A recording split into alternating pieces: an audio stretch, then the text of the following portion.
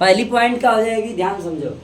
पहली पॉइंट क्या हो जाएगी, यहाँ पर क्या है, रासायनिक यूनिटों में सांद्रता व्यक्त करने की विधि, राइट है। इसमें हमने क्या लिखा, रासायनिक जो यूनिट है इनकी जो सांद्रताएं हैं उनको व्यक्त करने की ढेर सारी विधियां हैं, निम्न विधियां हैं, जिसमें से हम पहला बच्चों देखेंगे क्या, नार्मलता। क्या, नार्मलता। इसमें कितने लोगों को पता है कि नार्मलता क्या होती है? बस केवल हैंड अप, और कुछ नहीं, बताना नहीं है, बताना नहीं है, खाली हाथ उठाना है। पता है? बहुत अच्छी, वेरी गुड। शुभम भाई बता दो। चलो आओ चलते हैं। देखो नार्मलता मतलब क्या होता है, हम नार्मलता, मोलरता, फार्मलता ये सब जो निकालते हैं वो किस पे निकालते हैं, विलयन पर या विलायक पर? विलयन पर। विलायक पर आधारित केवल एक ही होता है, उसका नाम क्या है, मोलरता। क्या? बाकी नार्मलता, फार्मलता, मोलरता ये सब जो बच्चों हैं ये किस पे डिपेंड है, विलयन पर, राइट है। चला जाए तो नार्मलता क्या होती है, 1 लीटर विलयन में उपस्थित, ठीक है लिखो, 1 लीटर विलयन में उपस्थित, ठीक है, विलेय के तुल्यांकों की संख्या, क्या कहलाती है बच्चों, विलयन की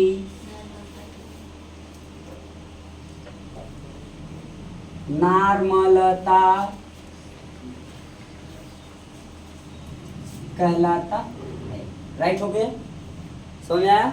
बहुत ध्यान से समझो, एकदम आराम से सब क्लियर होता चला जाएगा, ठीक है। लिखा है क्या, 1 लीटर विलयन में उपस्थित विलेय के तुल्यांकों की संख्या विलयन की नार्मलता कहलाती है, ठीक है।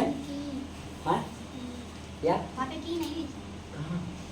विलयन की लावण्य लिख देते हैं, क्या लिखते हैं की?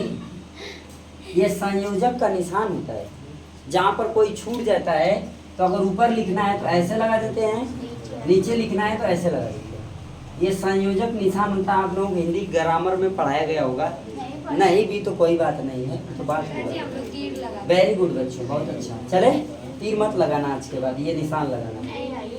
आगे चलो, सुनो अब बात, नार्मलता हो गया, नार्मलता मतलब 1 लीटर विलयन में उपस्थित विलेय के तुल्यांकों की संख्या विलयन की नार्मलता कहलाती, ठीक है। ये लिखा है 1 लीटर विलयन में, मतलब हो गया आयतन, मतलब क्या हो गया, आयतन।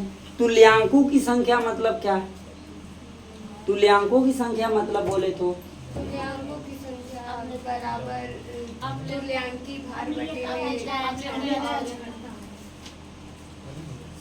तुल्यांकों की संख्या मतलब क्या होता है, पदार्थ का भार बटे उसका तुल्यांकी भार, पदार्थ का भार बटे उसका तुल्यांकी भार, समझ में आ रहा है बच्चों? तो यहाँ फार्मूला जो बनेगा नार्मलता कैपिटल एन इजकल टू क्या बन जाएगा, स्मॉल एन ए बाई क्या, स्मॉल एन ए की जगह आप स्मॉल एन कैपिटल ई लिख सकते हो। ई क्या है, तुल्यांकों की संख्या हो सकती है, समझ में आया? और यहाँ पर क्या हो जाएगा बच्चों, V। ये V किस में रहेगा, किस में रहेगा, किस में रहेगा, लीटर। किस में होना चाहिए, लीटर में। अब बात समझिएगा, आप अगर मोलों की संख्या n बराबर लिखते हो तो W/m लिखते हो, अगर मोलों की संख्या लिखते हो तो W/m लिखते हो। जब यहीं पर तुल्यांकों की संख्या बच्चों लिखा जाएगा तब यहाँ पर ही क्या हो जाएगा, n बराबर n e बराबर की बराबर n e बराबर क्या हो जाएगा, W/e। क्या होगा बच्चों, W/e। Any doubt? समझ में आ रहा है बात? ध्यान से समझते जाओ। अब बात यहाँ पर आएगी, एनी की जगह क्या रख ले, डब्ल्यू बटे रखा जा सकता है, यस या नो? तो यहाँ बच्चों हो जाएगा क्या, W upon E into V. V यहाँ लीटर में है, जब आप सवाल लगाते हो तो ml में होता है। क्वेश्चन किस में देता है, ml में। किसमें, ml मतलब, अच्छा तब ठीक है। हाँ मालिक जा भैया, जीव काल मोबाइल ना पढ़े दे ना खाए दे। हाँ चला सुताऊ ना देती हो, प्रॉब्लम है जीव का काल है।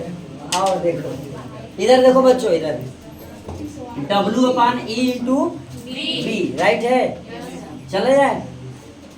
अब देखो यहाँ पर हमने लिखा लीटर, जो सवाल देता है वो किस में देता है, ml में। सवाल किस में देता है। अब बच्चों आपको ये चीज पता जरूर होगा कि 1 ml बराबर कितनी लीटर होता है, गलत बात, 1/1000। यही बोले हो तो अच्छी बोले, ठीक है ना, 1/1000। क्लियर हो गया। अब चले, तो जहाँ V है वहाँ का लिख सकते हैं, ये लीटर में ना है, और सवाल किस में देगा, ml में। तो जहाँ V है बच्चों वहाँ लिख सकते हैं ना V अपान 1000, यानी 1000 बच्चों कहाँ चला गया, तो हम लिख सकते हैं इस कैपिटल N इक्वल टू, ध्यान से समझना, W गुणे कितना, कोई कंफ्यूजन है, चले बाबू समझ में आ रहा है, ठीक है बच्चा। आगे ई हो गया इनटू क्या, ये हो गया बच्चों नॉर्मलता का फार्मूला। किसका सूत्र हो गया, नॉर्मलता का सूत्र हो गया, कोई कंफ्यूजन। अब यहाँ पर समझ लेना है कि जो W है वो क्या है, विलेय का भार। क्या है बच्चों, विलेय का भार है, एनी डाउट। और इसमें जो E है वो क्या है, तुल्यांकी भार है। क्या है, तुल्यांकी भार है, राइट है।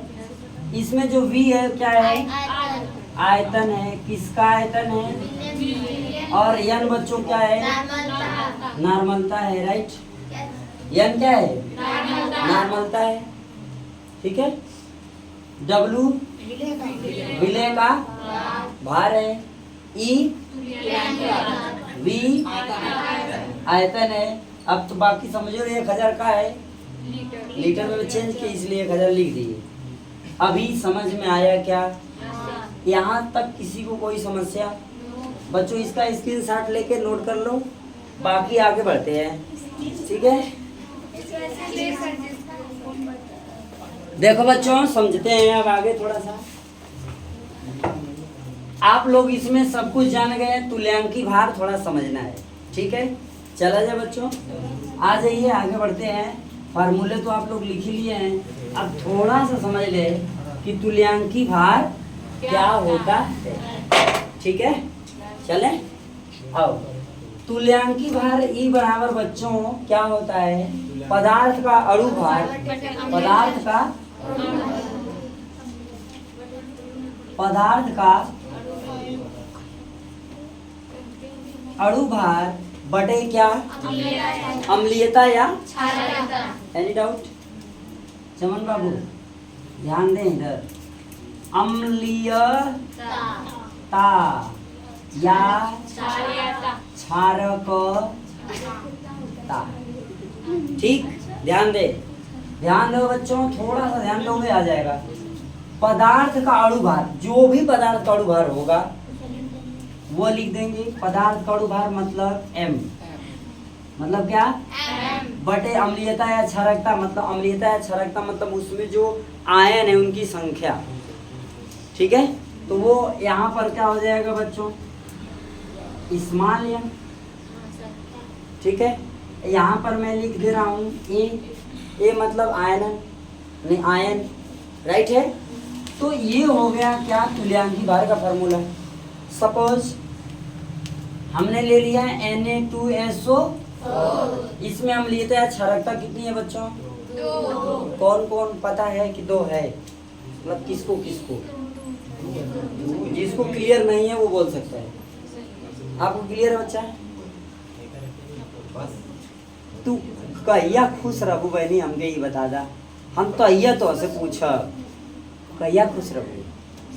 इधर देखो, यहाँ देखो, समझो ध्यान से। ये जो 2 लिखा हुआ है ये इसकी क्या है, अम्लीयता या क्षारकता। अब बात यहाँ पर ये आती है, सर 2, यहाँ तो 4 लिखा है, कहाँ है 2 ये ले रहे है ना सवाल। बहनी देखो, यह मूलक है, क्या है, Na मूलक है और SO4 भी, समझ रहे हो। जिसपे माइनस आयन होता है वो अम्लीय मूलक होता है, और जिसपे प्लस आयन होता है वो क्षारीय मूलक होता है, राइट। जिसपे कौन आयन होता है, प्लस आयन, वो कौन मूलक होता है, क्षारीय मूलक होता है। और जिसपे माइनस आयन होता है, तो सल्फेट पे कितने आयन होते हैं बच्चों, सल्फेट के आयनों की संख्या कितना, -2। यहाँ पर क्या हो जाएगा, क्लियर हो गया। तो अब यहाँ इसे ये 1 है और ये 2, अब दोनों को जब साथ रखना है मतलब उदासीन बनाना है। साथ रखने का मतलब उनके आयनों की संख्या क्या होना चाहिए, बराबर होना चाहिए। क्या होना चाहिए, ये बराबर कैसे होगा बच्चा, इसका कितना है कुल, इसका कितना है, इसका कितना है, तो इसमें कितने से गुणा कर दें कि इसके बराबर हो जाए, कितने से, पक्का, ठीक। तो हमने क्या किया, इसकी जो संख्या है, इसकी जो संख्या है, इसकी संख्या का इसमें मल्टीप्लाई कर दिए और इसकी संख्या का, यही हमेशा करेंगे, राइट। इना की इसी सवाल में कोई भी फार्मूला दिया होगा उसमें मूल, अगर मूल क्या कहते हैं उसका, अम्लीयता या क्षारकता ज्ञात करना होगा तो सबसे पहले मूलक को बांट देंगे आराम से, नहीं अगर पता चल रहा है तब। वैसे तो नॉर्मली समझ लो, जो यहाँ संख्या होगी, जो ट्वाइस या थ्राइस बना के संख्या लगाई होगी, वही उसकी अम्लीयता या। अब मुझे बताओ, ये अम्लीयता है या क्षारकता है, ये किस पर लगा है, Na पर। Na क्षारक है कि अम्लीय है, तो ये क्षारकता है कि अम्लीयता है, क्लियर हो गया। अब ये बात समझ में आया, कौन क्षारक होगा, मतलब कौन क्षारकता होगी और कौन, जो माइनस आयन पर होगा वो अम्लीय मूलक होगा, उस पे जो संख्या होगी वो उसकी अम्लीयता होगी, क्या होगी, जो क्षारीय मूलक पर होगा वो क्या होगा, क्षारकता होगी, उसकी जो संख्या है। अब ये 2 इस पर आ गया, तो इस पदार्थ की अम्लीयता या क्षारकता कितनी है, 2 हो गया, यहीं पे लिखे बच्चों, बटे में 2 हो गया। अब इसका अणु भार कितना होता है, Na2SO4 का अणु भार बच्चों, जवाब जल्दी जवाब दो, कितना होता है, अरे सही से जोड़ो ना जी, कितना कितना बच्चों, जल्दी जल्दी, 1 नंबर, कितना होगा, 142। क्यों, क्योंकि देखो सोडियम का 23 गुणे 2 प्लस सल्फर का 32 प्लस ऑक्सीजन का 16 गुणे 4, तो 23 दुना बच्चों 32 प्लस 64 चौको, सही है, 16 चौको, हाँ, एक बतिया सही है। मैं कहा 96 तुरंत, हाँ सही है। अरे कुछ तो देखो, चलो इसको जोड़ो, ये कितना हुआ, प्लस कितना, इसको इसमें जोड़ देंगे बाबू 100, यहाँ पर क्या आ गया 100, क्लियर हुआ, इतना समझ में आ रहा है, सही, इधर से क्लियर सबको। तो इसको डिवाइड करेंगे तो कितना आएगा, ये इसका क्या हो गया, तुल्यांकी भार, यानी ई की वैल्यू, किसका मान आ गया ये, क्या ये बात समझ में आई। इस तरीके से बच्चों जो सवाल होगा आप लोग आराम से इसको लगाओगे, ठीक है। कोई भी कंफ्यूजन है छाप लो अच्छे से। अब इसके बाद मैं सवाल बोलूंगा, लगा देना बचवा।